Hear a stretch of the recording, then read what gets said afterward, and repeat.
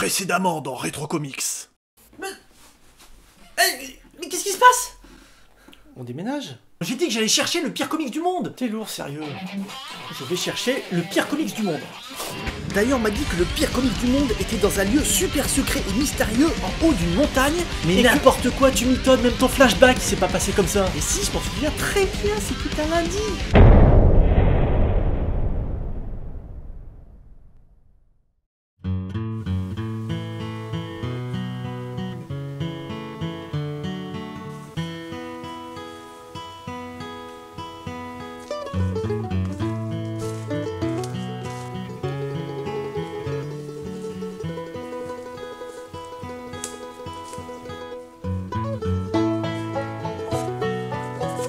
Dimanche, à partir La montagne de 11h. C'est donc là.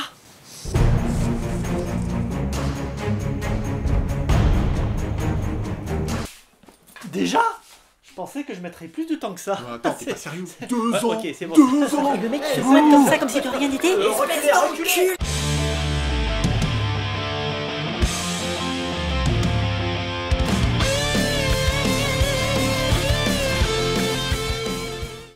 Ça alors, ce lieu est tellement... Hé! Mais t'étais où? T'as disparu pendant des mois? Mais qu'est-ce que t'es en train de faire avec ce carton? Bah, on déménage. Mais ça fait 2 ans qu'on a déménagé, espèce de gâcheur d'intro. Allez, viens là.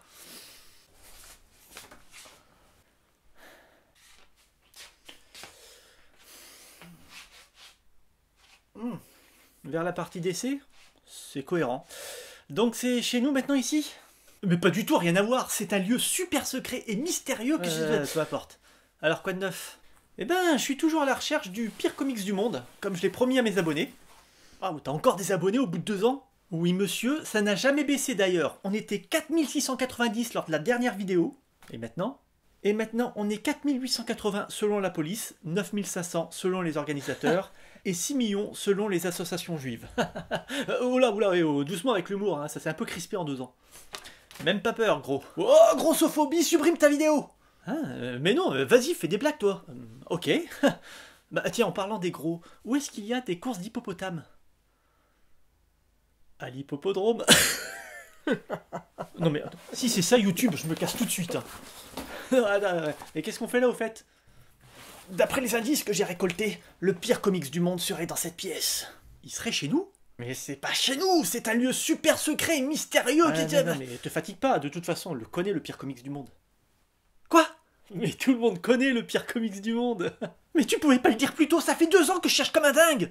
Eh oui, chers abonnés, le voici enfin le pire comics du monde, la saga du clone de Spider-Man. Si, faites une recherche rapide sur le net, vous verrez, tout le monde est unanime, c'est la pire daube jamais éditée. Tu l'as lu? Si je l'ai lu? Parce que sinon Panini a sorti ces 2 omnibus qui te permettront de juger du désastre, enfin que dis-je, de l'accident industriel qu'est cette saga. Tu veux que je te les prête? Est-ce que dedans il y a le RCM Frères Ennemis? Non, je crois pas. Est-ce qu'il y a les épisodes avec Carnage qui s'empare de Spider-Man? Là tout de suite, ça me dit rien. Mais comment tu fais là, ton truc avec les livres qui sortent? Y a pas ça? Alors j'en veux pas tes 2 gros étrons là. Non mais oh, dis donc, tu les as même pas lus si ça se trouve. Bah... non. Non, parce que on m'a dit que c'est pourri, il y a trop de nullité dans ce comics. Et moi je trouve qu'il y a trop de sang dans ton corps. Mais alors on va pas se mentir, juste avant que commence cette saga, ça va mal pour Speedy. Il pensait avoir retrouvé ses parents, mais en fait c'était des robots du caméléon. Ah ouais, ça va mal. Tante May est en mauvais état et se retrouve à l'hôpital. Ah ouais, ça va mal. Peter pète régulièrement un câble et va jusqu'à s'enfermer dans un cocon de toile. Ah ouais, mais ça va vraiment mal là. Et cerise sur le gâteau, Mary Jane est enceinte. Ah ouais, mais ça va vraiment mal là. Rien que le nom des sagas juste avant celle du clone. Au bord du gouffre, toile de mort. Tu passais devant un comic shop, t'avais envie de te suicider. Yeah, fun. Et là, tout à coup, tout bascule. Sur le toit de l'hôpital, en allant voir Tante May, Peter croise Ben Reilly, son clone. Ben pour l'oncle et Reilly, le nom de jeune fille de sa Tante May. Mais d'où sort ce clone?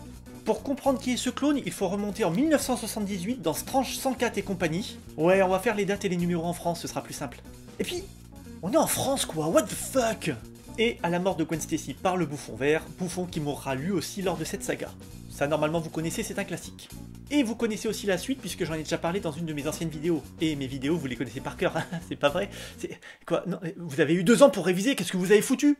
Selon la légende, les responsables de Marvel ont découvert la mort de Gwen Stacy une fois que le bouquin était en librairie. Même Stan Lee a dit qu'il était pas au courant, sinon il aurait dit non pour la mort de Gwen. Même si récemment j'ai lu un truc comme quoi il avait donné son accord, mais face à la colère des fans, il a préféré retourner sa veste. Stan Lee... Quoi, il est mort? Non, il est pilote de ligne. Ah!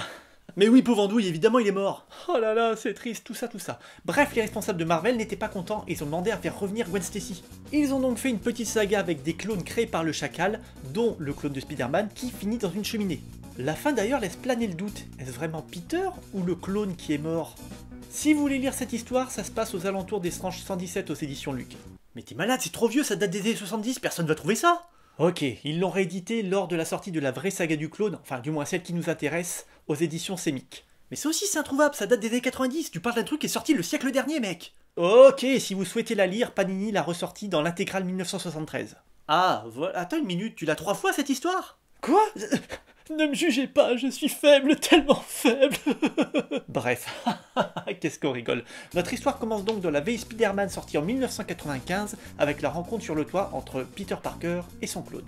Comme j'ai dit tout à l'heure, Mary Jane est enceinte et les responsables de chez Marvel ne veulent pas d'un père de famille comme héros. Les enfants n'arriveraient pas à s'identifier à lui selon eux. Bon déjà c'est plus les enfants de 6 ans qui lisent Spider-Man. En tout cas 6 ans ma mère m'aurait jamais acheté un truc avec écrit en gros « Au bord du gouffre ». Et puis le héros qui est père, c'est aussi le cas d'une autre grosse licence, au hasard Dragon Ball, et ça n'a jamais gêné personne. Oula, c'est pas la même approche, le même public. Oui, c'est vrai, et puis si tu fais vieillir Peter, faut que tu fasses vieillir tout l'univers Marvel. N'empêche, tu peux continuer à faire vieillir ton héros et le faire évoluer, tout en vendant des goodies, des bouquins, des jouets... Mais où tu trouves tout l'argent pour ça? Ben Reilly, le clone donc qui n'était pas mort et qui vivait au jour le jour sur les routes. Ben est typique des héros des années 90. Il est badass, très rentre-dedans, assez impulsif, bref le contraire de Peter qui est plus calme, plus posé, plus modéré. Et ça fonctionne parfaitement! On se rend encore plus compte dans les scènes où Peter et Ben discutent. Entre Peter qui s'inquiète pour le monde entier dont ses ennemis, et Ben qui est tellement plus cool et en mode balèque. Perso j'ai choisi mon camp. Ben est franchement un bon personnage auquel on s'attache très vite. D'ailleurs, dès les premiers numéros de la saga dans Strange 318, le Chacal attire les héros dans son laboratoire et lâche une bombe. Ben est le vrai et Peter le clone.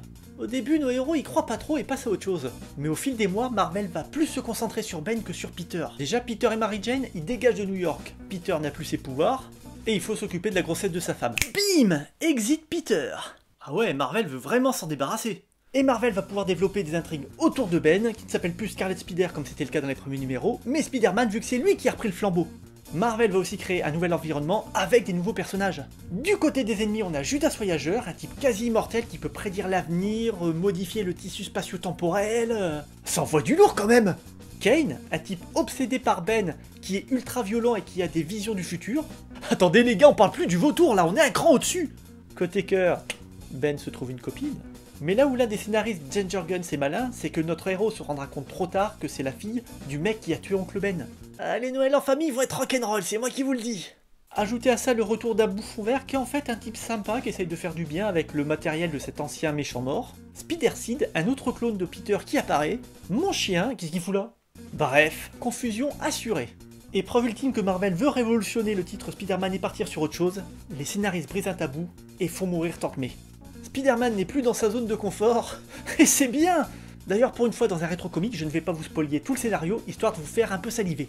Comme par exemple quand on retrouve dans la cheminée du début, un squelette, avec le costume de Spider-Man. Oh wait, mais c'est pas censé être Ben, le personnage sorti de la cheminée? Ou quand Peter se retrouve en prison parce qu'on a retrouvé ses empreintes sur une scène de crime? Quoi, il y a un autre clone de Peter qui se balade dans la nature? Ou alors c'est lié au passé de Ben? Je vous parle même pas de la fois où Ben affronte un ennemi, alors que ce dernier avait fait la paix avec Peter quand c'était lui qui portait le costume. Ou quand Ben croise la chatte noire, qui est sortie avec Peter, et qu'il ne sait même pas qui c'est. Mais ce rapport avec ses amis, ses ennemis, c'est ce qu'il y avait de cool dans le récent Superior Spider-Man de Dan Slott. Ouais, et ben la saga du clone l'a fait, mais 20 ans plus tôt. Et à un moment, Peter revient même dans l'histoire parce que Jonah J. Jameson a besoin de photos de ce Spider-Man avec un nouveau costume. Trop cool ce costume, soit dit en passant, faut dire qu'il y a des gens prestigieux qui ont bossé sur la série à ce moment-là, dont John Romita Jr. à l'époque où il savait dessiner. Donc il fait appel à son meilleur photographe, celui qui a pu prendre des clichés de Spider-Man pendant toutes ces années. C'est bien vu franchement. Mais carrément! Surtout que Marvel fait le grand saut en faisant mourir Peter sur un lit d'hôpital suite à un malaise. Peter est mort! Laissant Mary Jane seule et enceinte jusqu'au cou, et Ben en Spider-Man inexpérimenté. Mais c'est la plus grande saga de tous les temps. Mais c'est énorme, mais c'est génial, c'est bien vu, mais c'est Attends, grandiose. calme-toi. Parce qu'à partir de maintenant, c'est de la merde. Quoi? Et oui, l'épisode suivant la mort de Peter ne se passe pas 2 jours après, 2 heures après, mais ça se passe 2 secondes après, avec un faux raccord en passant avec Ben qui ne porte plus le costume de Spider-Man. Quand ça commence comme ça, tu vois qu'ils en ont déjà plus rien à foutre. Peter, qui vient de mourir dans l'épisode précédent, se réveille en pleine forme avec ses pouvoirs. Pourquoi? Parce que ta gueule, et se permet un peu d'humour. Salut. Sacré désordre, hein. Va mourir encore? La saga du clone existe depuis plus de 2 ans, et les scénaristes, en 2-3 mois, vont tout foutre en l'air. Peter reprend le costume et affronte avec Ben le lézard. Super, t'as pas plus nul? Des jouets envoyés par Mysterio. Super, t'as pas plus nul? Un homme guêpe. Super, t'as pas plus nul? Non, j'ai pas plus nul qu'un homme guêpe, je veux dire, un homme guêpe, il est où Judas Voyageur? Moi je veux Judas Voyageur. Épreuve du rétropédalage. Homophobie suprême. Mais, ta gueule. Épreuve du rétropédalage de l'extrême. Ah mais oui, mais en fait j'ai plus nul.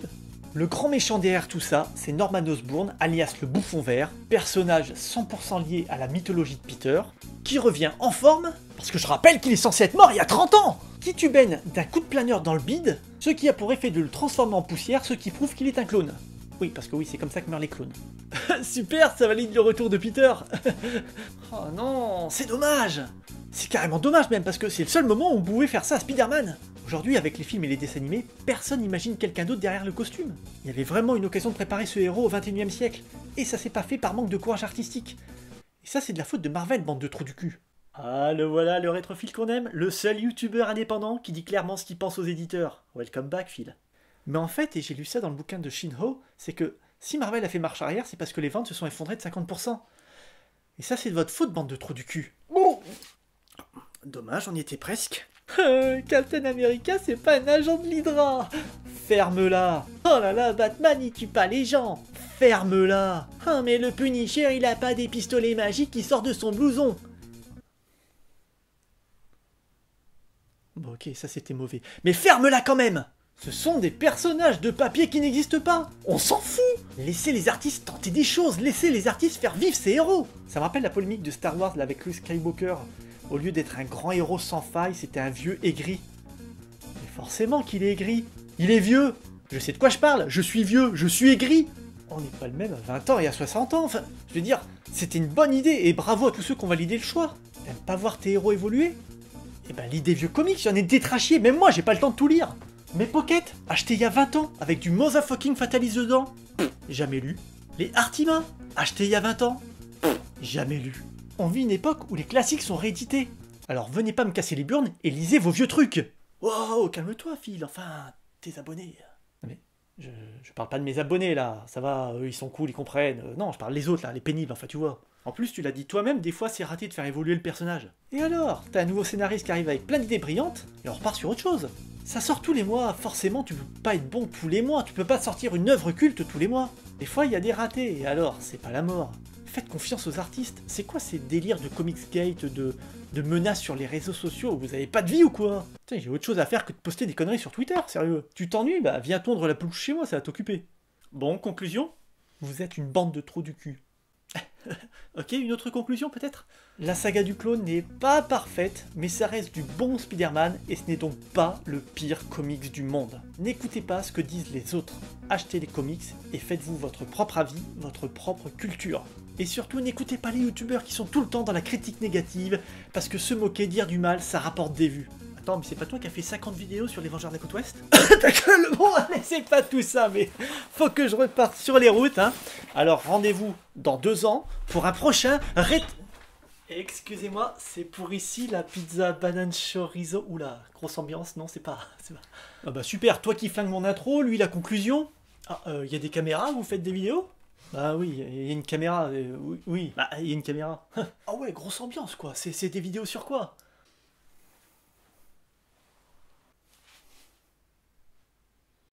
Le jardinage. Ah, mais non, c'est sur les comics. Ah. Oui, on cherche le pire comics du monde. Le pire comics du monde? Je le connais, moi, le pire comics du monde. Quoi? Mais oui, c'est...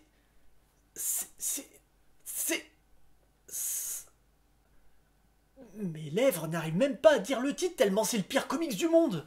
Ok, j'ai compris. Rendez-vous dans un mois pour un prochain Rétro Comics. Vengeurs Dispersion. Well, I'm back.